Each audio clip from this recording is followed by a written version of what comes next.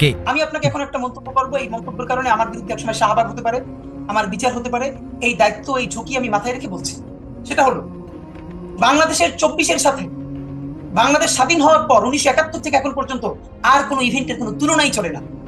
BNP চেষ্টা করছে, বিএনপির কেউ কেউ এই 24-কে 90-এর কাছে নিয়ে যাওয়ার। 90 শহীদ কয়জন?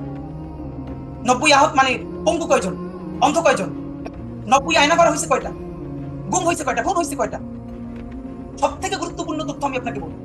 আমরা ইনকিলাব মঞ্চের পক্ষ থেকে চুপ্পুর অপসারণের দাবিতে বঙ্গভবনের সামনে গিয়েছিলাম। আমাদেরকে বিএনপি সমর্থন করলো না এবং পরবর্তীতে আমাদেরকে ভিলেন হিসেবে দাঁড় করিয়ে দেওয়া হলো। যতগুলো আমরা বললাম এই সংবিধান রহিত করেন, প্লিজ রহিত করেন। আমরা বড় প্রোগ্রাম করলাম, লাল কার্ড দেখিয়ে এই সংবিধানকে। আমাদেরকে বোঝানো হলো কি, যে না, সাংবিধানিক শূন্যতা তৈরি হবে। তাহলে ভাই, সংবিধান রহিত করলে সাংবিধানিক শূন্যতা তৈরি হবে। চুপ্পুকে যে আউট অ্যান্ড আউট কি বলবো, থার্ড ক্লাস আওয়ামী ক্যাডার, সে এখনো বাংলাদেশের রাষ্ট্রপতি, তাকে আমরা অপসারণের জন্য বললাম, তাহলে নাকি সাংবিধানিক শূন্যতা তৈরি হবে। আমরা যেইটা বলি ছাত্র জনতা সেইটাই সাংবিধানিক শূন্যতা তৈরি হবে, এটা তো আপনারা জানতেনি। তাহলে এই আন্দোলনটা আপনারা কি করেছিলেন? জাস্ট কালকে ফালাই দিয়ে পরশু আপনারা ক্ষমতা দখল করবেন এই জন্য? মানে কি এটা? হ্যাঁ, আমরাও বিএনপি কে এই কথাগুলো এই জন্য বলি, জামাতকে এই জন্য বলি, যে তারা যেন দিল্লিমুখী না হয়। তারাই নির্বাচনে আসবে, যেই নির্বাচনে আসুক, ভোটের মাধ্যমে জনগণ নির্বাচিত করবে, কিন্তু তাকে বাংলাদেশমুখী রাজনীতি করতে হবে।